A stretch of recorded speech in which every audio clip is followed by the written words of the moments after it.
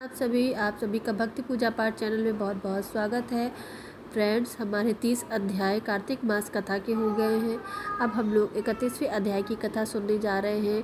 तो सभी लोग प्रेम से बोलिए जय श्री हरि और कमेंट बॉक्स में जय श्री हरि अवश्य लिखिएगा।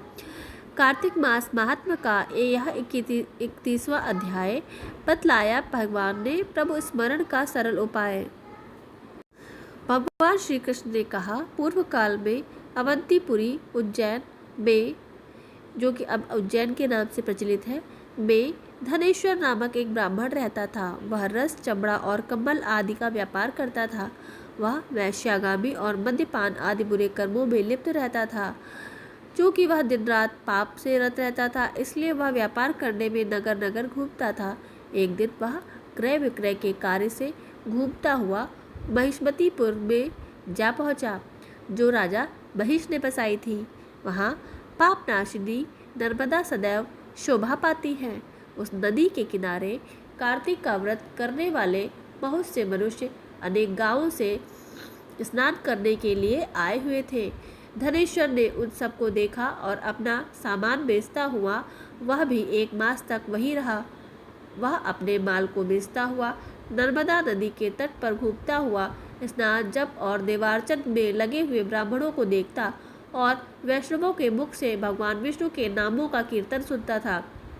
वह वहाँ रहकर उनको स्पर्श करता रहा, उनसे बातचीत करता रहा। वह कार्तिक के व्रत की उद्यापन विधि तथा जागरण भी देखता रहा।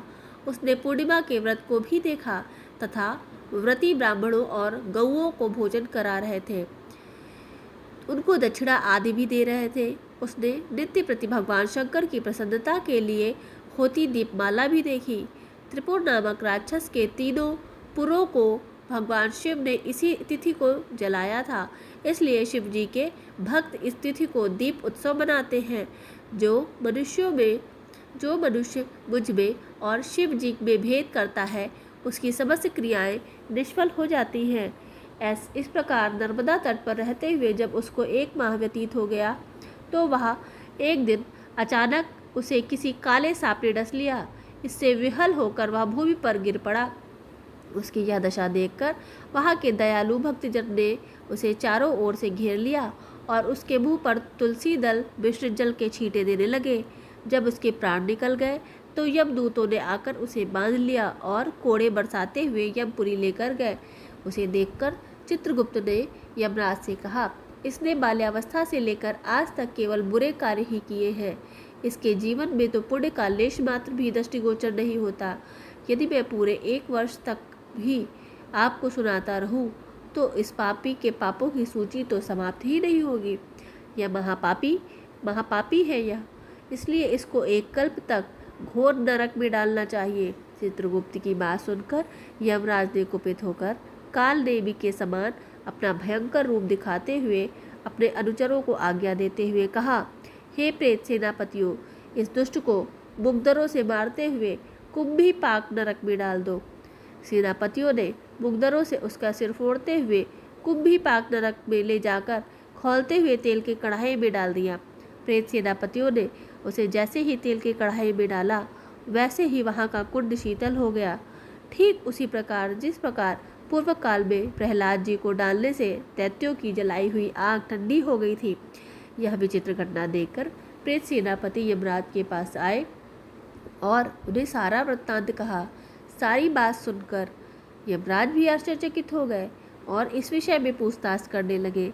उसी समय नारद जी वहां आए और यमराज से कहने लग गए, सूर्यनंदन, यह ब्राह्मण नरकों का उपभोग करने योग्य नहीं है। जो मनुष्य पुण्य कर्म करने वाले लोगों का दर्शन, स्पर्श और उनके साथ वार्तालाप करता है, उसके पुण्य का 6वां अंश प्राप्त कर लेता है। यह धनेश्वर तो 1 मास तक हरि के कार्तिक व्रत का अनुष्ठान करने वाले असंख्य मनुष्यों के संपर्क में रहा है, अतः यह उन सबके पुण्यास का भागी हुआ। इसको अरिच्छा से पुण्य प्राप्त हुआ है, इसलिए यह यक्ष की योनि में रहे और पाप भोग के रूप में सब नरक का दर्शन मात्र करके ही यम यातना से मुक्त हो जाए। भगवान श्री कृष्ण ने कहा, सत्यभामा, नारद जी के इस प्रकार कहकर चले जाने के पश्चात गणेश्वर को पूर्ण आत्मा समझते हुए यमराज ने दूतों को उसे नरक दिखाने की आज्ञा दी। इसी के साथ में 31वां अध्याय समाप्त होता है। और सभी लोग प्रेम से बोलिए जय श्री हरि। धन्यवाद।